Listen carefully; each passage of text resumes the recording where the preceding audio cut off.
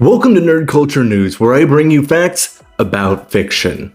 With the release of the new Zelda Tears of the Kingdom trailer, a lot of people are wondering, who might that be doing Ganon's voice? Well, we got confirmation yesterday that it is none other than Critical Role's Matt Mercer. Now, I for one am a pretty big fan of Matt Mercer. I haven't watched all of Critical Role, but I do enjoy some of his other roles that he has done, such as Levi from Attack on Titan, as well as a lot of the other video game voices that he has done in the past. I think that he's going to do a fantastic job, but the real question I have about this is, how much are we even going to hear Ganon? Legend of Zelda is not typically the type of series that you expect a lot of vocal dialogue happening.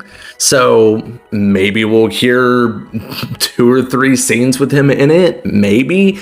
But maybe we're getting something completely different to where we're going to be getting a full-on performance and actual dialogue between characters. Probably not Link, but, you know, the cutscenes with the other characters. It'd be really cool to get a better character dive of Ganon than we've got in the past. I'm just really wanting more of that, like, character of him. Pokemon wrapped up its last season that's going to involve Ash as the main character, and with that, we're starting to see bits of the new series that's coming out. And Pokemon likes to go and sometimes sprinkle in a new character in there that we haven't got yet in the games.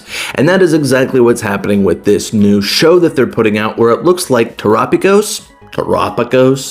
I'm not very good at a lot of the Pokemon names, but a new younger turtle Pokemon that seems to be related to Terapagos in some way has been revealed, and in my opinion, it seems like that is going to be somehow connected with the new DLC for Scarlet and Violet that was announced earlier this year. Now, I don't know if this is going to be something big for the story. It might be, it might not be, it might be just another one of those pseudo-legendaries that is never really brought up, but then maybe thrown into a Pokemon movie later on down the road to show how important it is, but then also nearly impossible to get your hands on, or it might be like the weird bear Pokemon that we got with the DLC of the last Pokemon game. Either way, it looks cute. I'm always down for more cute Pokemon, and this one is a turtle. I like turtles. Warner Brothers seems to be taking a little bit of a jab over at Amazon with its new Max ad that features Daenerys Targaryen of Game of Thrones, featuring the tagline of "the one to watch when you want to rule them all," which, if you're any sort of Game of Thrones fans, you know that that's not one of their lines. That's Lord of the Rings. One ring to rule them all. Yeah, so it looks like it's a little bit of a jab at them. It might just be a playful little banter that they're having back and forth, but, you know, when you have something as big as House of the Dragons and something as big as the Rings of Power, it is very much competing shows, especially when they were coming out, like, right at the same time, like when the first seasons of those shows came out. So yes, they are very much competing.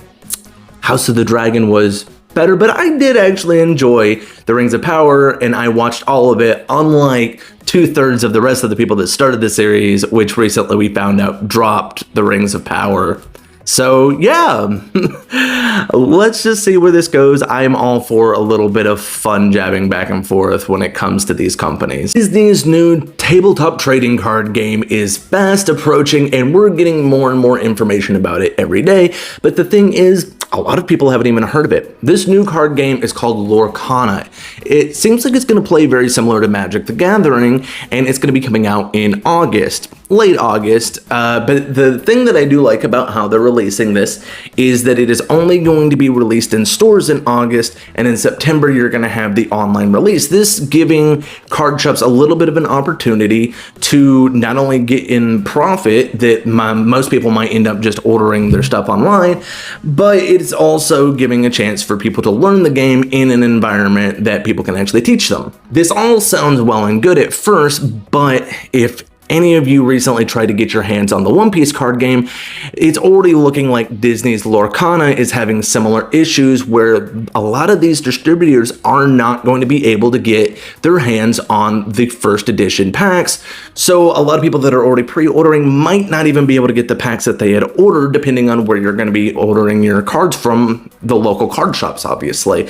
So let's hope that even if the card shops aren't able to stock them out heavily at first, maybe once we get that online release, it's going to become a lot more readily available and we'll actually be able to play the game, because as of right now, I still don't know anyone that is actively playing the One Piece card game, even though it is one that I am very much into trying out. So thank you for watching the newest episode of Nerd Culture News. I hope that you enjoyed it, and if you did, go and give us a like. If you didn't, go ahead and give us a thumbs down. That's fine too. You don't have to like everything that I put out, but what I'd really like you to do, if you don't like it, is to tell me down in the comments what you didn't like so I can further improve this channel and give me a subscribe so that way we can grow this channel together. As always, have yourself a beautiful day.